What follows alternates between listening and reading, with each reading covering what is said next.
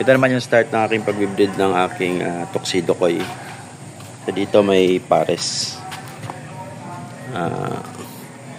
Bali tapos kung sila pinakain kanina. Ayan, siguro buntis na itong babae dito. Pares na to dito, babae at lalaki. Ayan, lumabas, busog yan. Babae, buntis. Malapit na siguro itong mag-anak. Dito naman yung hito, kung may hitong alaga dito. Yan, buntis na yung babae natin. Tago pa. Yan, lumabas. Yan, buntis na buntis. Yan, tuxedo koi natin. Buntis babae. Dito din meron babae at lalaki dito, kaso medyo malalim. Babae at lalaki din yan. May ilap yung babae dito, yun. Hindi pa buntis. Dito din masyadong maluwag yung tab nila. Babae at lalaki din dito. Ayan. Parang feeling ko buntis na rin yung babae dito.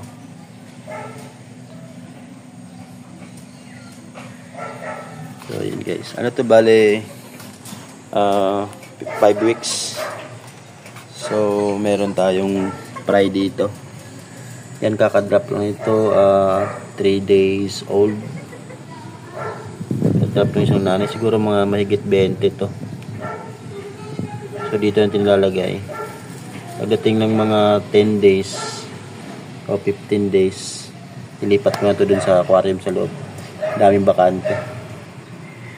So dito naman, meron din tayong breeder dito, tuxedo. Una ko siyang binili, tuxedo ko eh. Tapos meron na kasi parit dyan.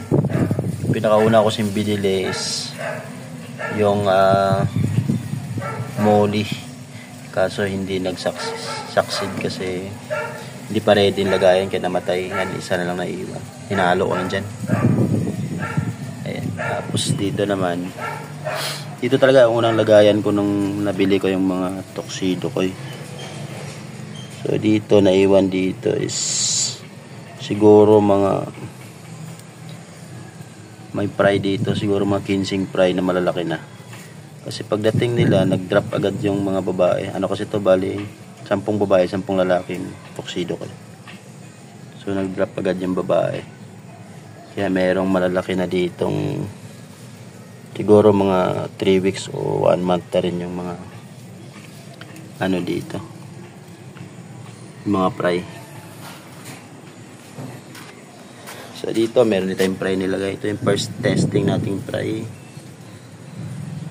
na nilagay dito sa Wilkins na nakahiga. So hindi ko na nalinisan. Tinry ko lang sobrang walang linis-linis kung kaya ba nila mabuhay. Tapos twice a day lang kain. Yun, so far buhay pa naman.